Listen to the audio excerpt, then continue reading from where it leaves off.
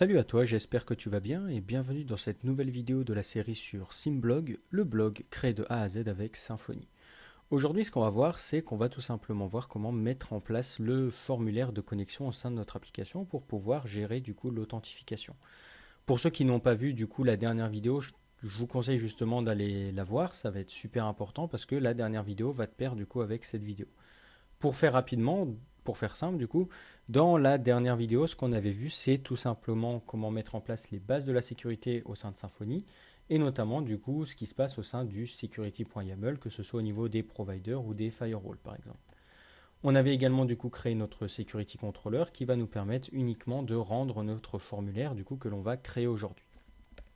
Donc concrètement, on ne va pas parler encore plus de théorie, on l'a déjà fait assez dans la dernière vidéo, et ce qu'on va faire, c'est qu'on va tout simplement mettre en place notre formulaire de connexion.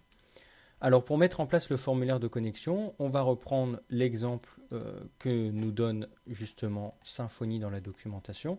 Donc si je te mets la documentation devant les yeux, on a ici donc ce qu'on a vu lors de la dernière vidéo, hein, le provider, le firewall, et ici on a Authenticated Users et on a Form Login. Or concrètement, ce qu'on peut faire ici, c'est créer le contrôleur avec le login controller, du coup, comme on l'a fait. Nous, on a préféré l'appeler security controller, mais peu importe. Et on avait du coup également renseigné ça lors de notre dernière vidéo dans notre firewall main. Donc ça, c'était la première étape. Concrètement, ensuite, ce qu'on va pouvoir faire, c'est ajouter des options au sein de notre contrôleur. Donc par exemple, nous, le last username, nous, ça ne nous intéresse pas forcément. On va mettre en place surtout les erreurs. Alors ça c'est un petit spoil pour tout à l'heure, c'est pas très grave. Hop, au moins tu as un petit peu de contenu à l'avance. Du coup, au niveau du contrôleur, ce qu'on peut faire, c'est tout simplement récupérer les erreurs. Et les erreurs, on va pouvoir les récupérer grâce à l'authentications utile. Du coup, qu'on va amener ici utils. Et utils, on va avoir une méthode qui va s'appeler getLastAuthenticationError. Et ça va être super important pour récupérer une erreur qu'on peut avoir lors de la connexion. Notamment, on verra l'erreur tout à l'heure de comment on appelle ça déjà, les bad credentials. Donc c'est par exemple si ton mot de passe est mauvais tout simplement, ou si le couple email mot de passe ne fonctionne pas. Donc concrètement, on va lui passer ici en paramètres et on va simplement mettre error. Une fois qu'on a fait ça, on peut continuer à naviguer au sein de la documentation et on va avoir ici du coup un exemple tout simple de ce qu'on peut faire pour le formulaire de login. Alors ce qu'on va faire, c'est qu'on va copier-coller et je vais t'expliquer du coup ce qui se passe à l'intérieur. Hop, on va mettre ça juste là.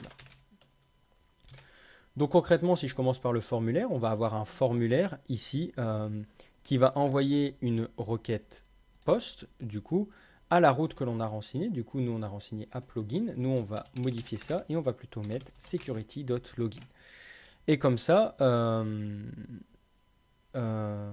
va voir que le security.login correspond parfaitement, alors je vais le reprendre, à ce qu'on a renseigné au niveau du check pass et même ici du login pass, donc le fameux security.login.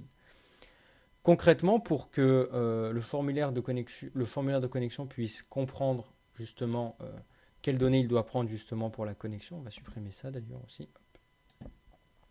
Bon, on va pouvoir le mettre, hein. De toute façon, c'est quelque chose qui est donné par Symfony. Donc pourquoi ne pas le mettre? Hop, et on va faire. Hop.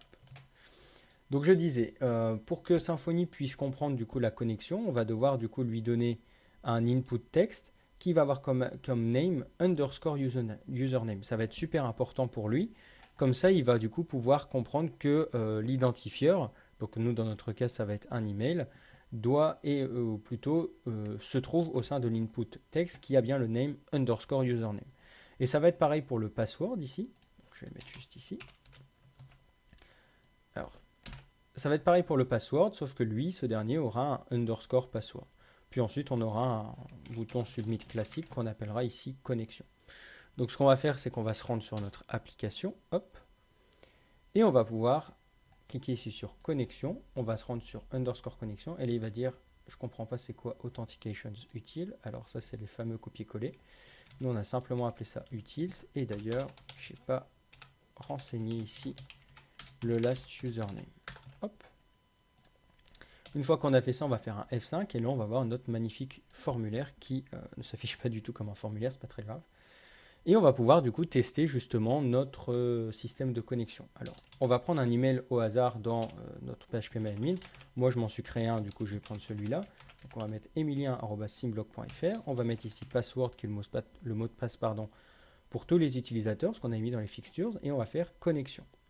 Une fois qu'on a fait ça, déjà, on peut voir que l'affichage en haut s'est changé. Effectivement, on avait mis une condition en place dans notre template pour savoir justement quand on est connecté, on va afficher non plus connexion et inscription, ce qui n'aura aucun sens, mais plutôt les informations utilisateurs. Une fois qu'on a fait ça, bon ça c'est une façon indirecte de savoir qu'on est connecté, mais pour vraiment savoir si on est connecté, on peut se rendre dans le profiler ici, donc si toi il n'existe pas ou plutôt qu'il est fermé, tu as juste à cliquer sur le logo juste en bas. Et du coup on va voir que je suis logué en tant que emilien@simblog.fr, donc mon authentification est OK, et je suis bien passé par le firewall main. Si je clique ici, je vais avoir plus de détails, voire même les mêmes détails du coup, mais d'une façon un peu plus sympathique. Là, on peut voir du coup les différents firewalls, les authenticators, etc., etc. Donc concrètement, notre système de connexion fonctionne. Moi, ce que je vais simplement vouloir mettre en place ici, ça va être le bon template. Alors, je vais fermer ça, je vais remettre ça, et je vais mettre en place mon bon template. Je ne vais pas m'amuser à tout réécrire à la main parce que tu vas voir qu'il est un petit peu long. Mais concrètement, on va pouvoir voir ça ensemble. Hop.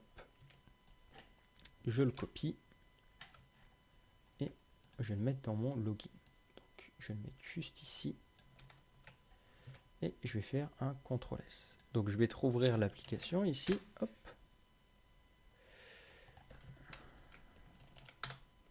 Dans une navigation privée pour qu'on soit déconnecté. Plutôt qu'on ait une nouvelle session. On va aller sur connexion et là, du coup, on va voir que on a cet affichage-là. Concrètement, moi, je vais supprimer mon H1. Hop, juste ici. Et je vais faire un petit F5. Donc là, il y a le OR. On mettra en place un affichage spécial. Par exemple, de base, il y avait ces différents affichages-là. Mais nous, on ne va pas s'amuser à mettre en place, bon, c'est juste en dessous, mais bref, tu as compris.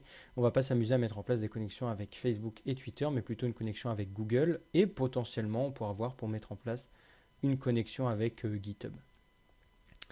Donc moi, je vais supprimer ça pour l'instant. Une fois qu'on a fait ça, ce qu'on peut faire, c'est tout simplement tester si notre formulaire fonctionne correctement, le nouveau formulaire qu'on a mis en place. Donc ici, je vais mettre en place emilien@simblog.fr et je vais mettre password. Ça, c'est bon. Et du coup, la dernière chose que je vais te montrer avant de conclure cette vidéo, ça va être simplement du coup les erreurs.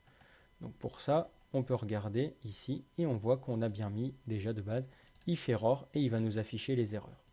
Donc il nous vient bien sûr de utils get last authentication error. Du coup, il va simplement prendre les erreurs de la dernière tentative de connexion.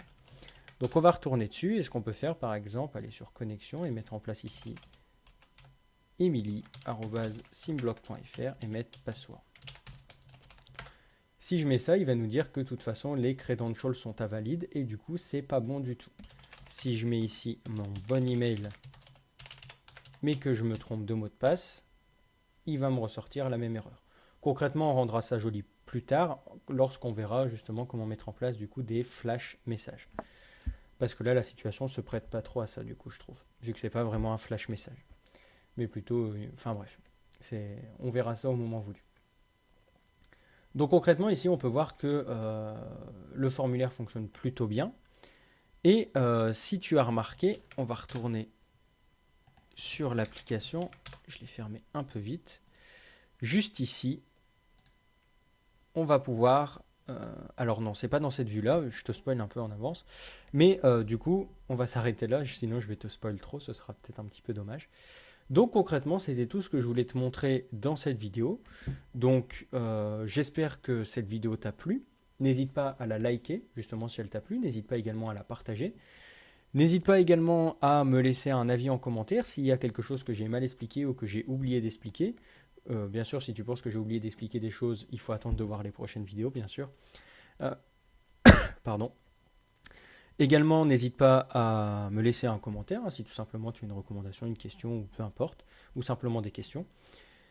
N'hésite pas également à t'abonner, que ce soit pour suivre la suite de la playlist ou simplement pour suivre la suite des aventures de la chaîne. Et puis moi je te dis à la prochaine dans la prochaine vidéo et on verra ensemble du coup comment gérer la déconnexion au sein de Symfony. Salut!